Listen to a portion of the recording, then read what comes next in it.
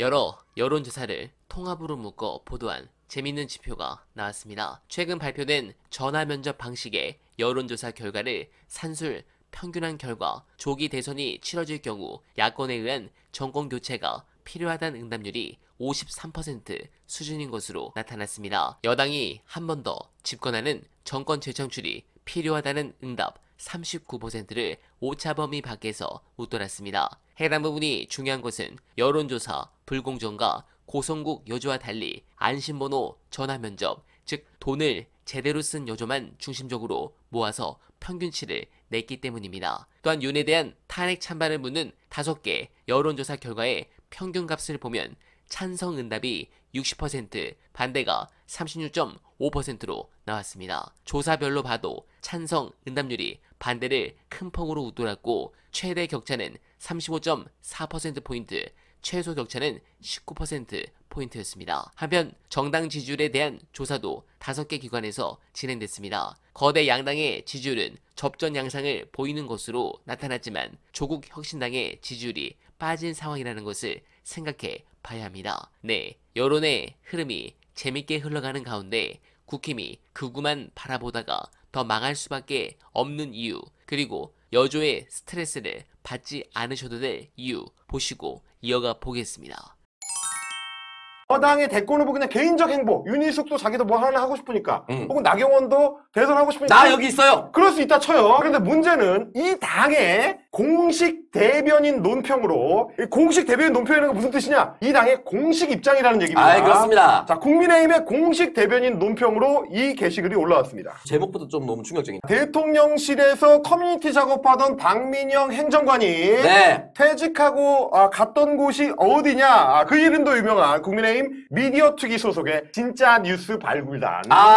저희가 몇 번 깠었죠. 네. 이상휘 밑으로 가가지고 진짜 뉴스 발굴단에서 가짜 뉴스 만들고 있었거든요. 조 작업을 하던 사람이 또 대변인으로 가가지고 커뮤니티에 써도는 말, 행본방이 뭡니까 도대체? 말도 안 되는 얘기죠. 아니, 그리고 아무리 그래도 당에서 뭔가 뭐 센스 있는 논평을 내고 싶으면 말을 차라리 그냥 만드세요. 커뮤니티에 떠도는 그런 모욕적인 인터넷 밈을 그냥 끌어와가지고 그걸로 대변인 논평을 쓸 것 같으면 대변인이 왜 필요해? 그럼 국민의힘 갤러리 가가지고 그냥 긁어가지고 챗GPT를 써 그럼. 이거 이런 거 뭐하러 해? 실제로 그런 거 아니야? 그런 거 아니야 진짜? 그러고 있는 건가 싶을 정도로 말도 안 되는 얘기고요. 그러니까 이게 이제 네. 우리가 왜 이 이슈를 가져왔냐, 문제가 뭐냐면 사실 저건 어차피 수사하면 다 처벌됩니다. 근데 이 공당의 주요 정치인이라는 인간들, 그리고 대변인이라는 인간들이 저렇게 그냥 DC 인사이드의 조그만한 극우 갤러리 애들한테 테라포밍을 당해가지고, 그러니까 사실상 잠식당한 거예요. 아무리 그래도 우리가 공당이고 집권 여당이고 100명이 넘는 의석을 가진 정당인데 그 DC 인사이드에 올라온 게시물에 흥분해가지고 야, 이거 얘기된다, 우리 이걸로 한번 밀어보자, 헌법재판관 한번 공격해보자, 이걸로 사퇴시키자,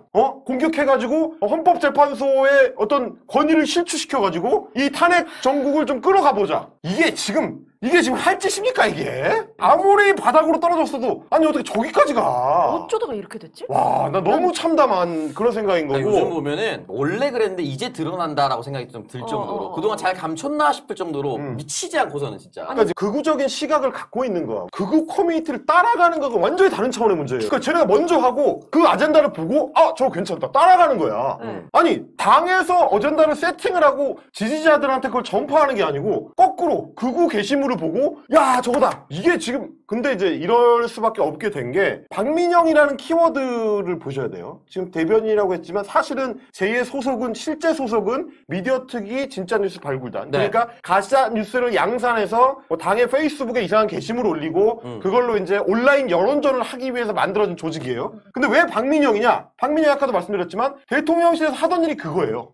근데 걔가 왜 대통령실에 가게 됐냐? 원래 그거 하던 애라서 대통령실에 그걸로 뽑힌 겁니다. 네. 왜냐면 그 일베에서 활동하다 걸렸을 때 그것도 동생이 한 거다. 동생 아이디, 동생이 내 아이디를.